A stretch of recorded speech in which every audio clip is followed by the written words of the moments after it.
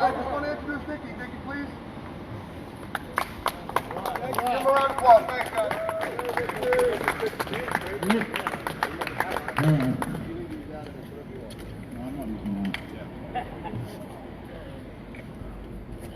You guys hear me? Yeah. Yes. All right. My name is Dickie Earls. And I was asked to come here today, and I was told that I was going to be on to speak on the opioid epidemic.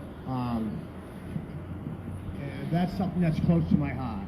The reason why I say that is because I'm a recovered addict myself. I grew up in the city. I grew up on Munjoy Hill. And the Department of Corrections and the Department of Human Services have pretty much managed my life my whole life. You know, that was a direct byproduct of decisions I made in and around my lifestyle choices that had a direct result to do with, you know, with drugs. I spent 20 plus years, you know, as a guest at the Maine Chapter of Corrections. I don't say that to gloat because it makes me anything other than the fact, you know, I was a prisoner, you know, of the war of drugs. You know, and the fact that, you know, we live in a community where, you know, the culture that I grew up in, drugs was cool. You know, I grew up in the 70s and the 80s, you know, and there were movies like Scarface, you know, and Cheech and Chong, and, you know, they promoted that kind of lifestyle.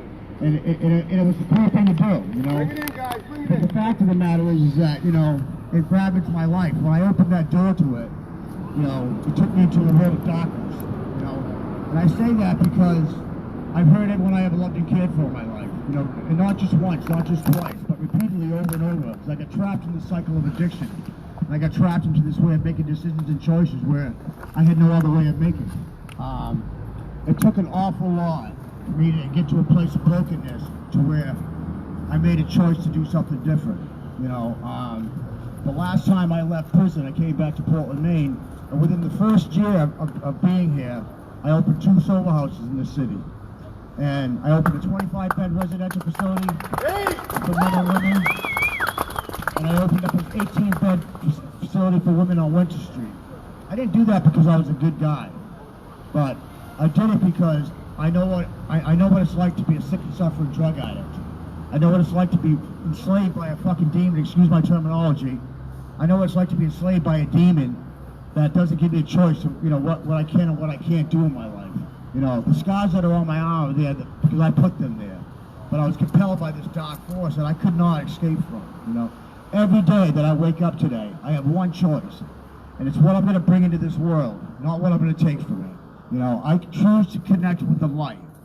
And you can perceive that light in any way you want. I'm not trying to say that you have to develop any type of theology.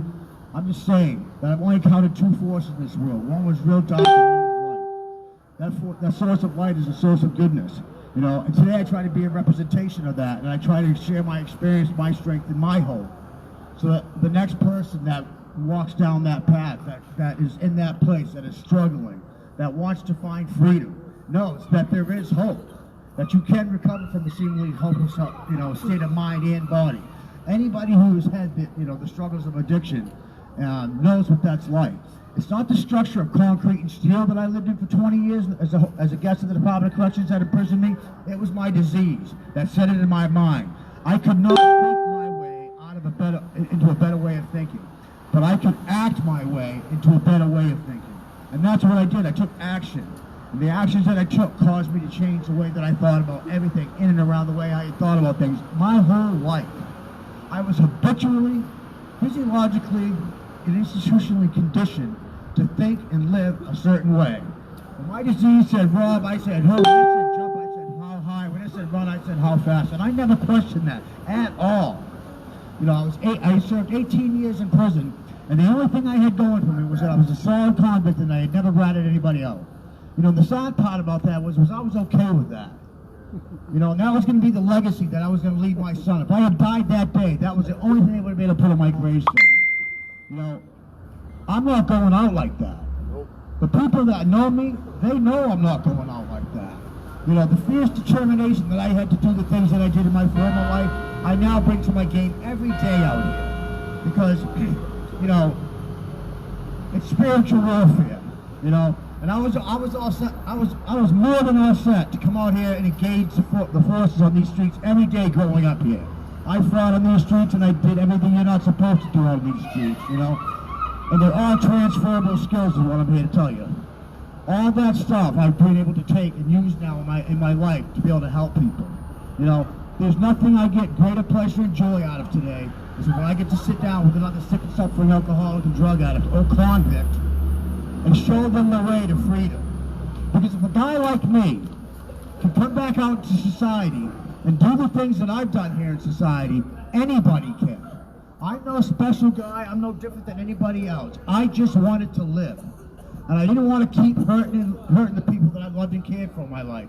Because that's all I ever did. And I couldn't stop doing those things. You know, the fact of the matter is that, you know, we live in a country where we have a pharmaceutical industry that likes to, you know, prescribe OxyContin. Now, I'm not saying there's no legitimate need for pain medication, but when you have a company that's producing medications and then producing the antidote, I don't agree with that. No, and I also don't agree with the fact that America is supposed to be the land of the free.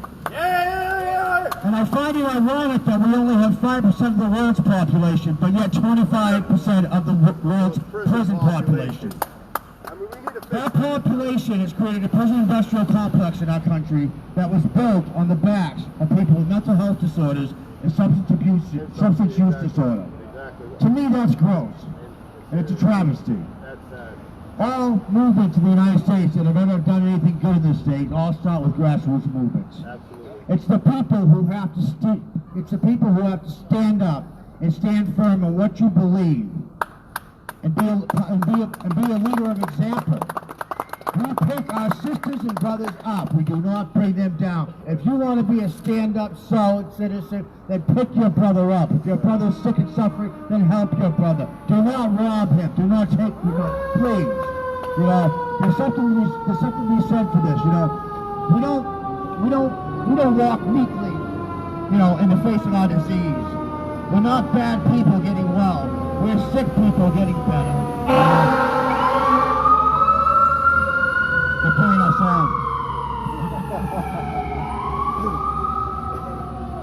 You know, I speak about these matters because I have just an undying passion for this work.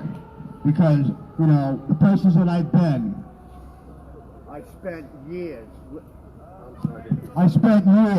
with myself. And it took me a long time to be able to free myself. And I know what a challenge that was for me personally. And I know hundreds of men that are still where I used to live that have never had that opportunity. They can find freedom where they are. Don't get me wrong. I know plenty of men that are in there that still are free. But nevertheless, they won't have the opportunities that I have today to come out here and speak to people and share this message of hope and freedom to people. You know, we can make a difference, you know, and that's why I'm here today. You know, when they ask me, you know, I want to thank the sponsors of this event today, because this is what makes a difference. You know, people have to hear the truth, and somebody has to tell the truth. Absolutely. With that being said, I just want to thank everyone who is here today and let you all know that there is hope. Thank you. Love you, thank you. Question.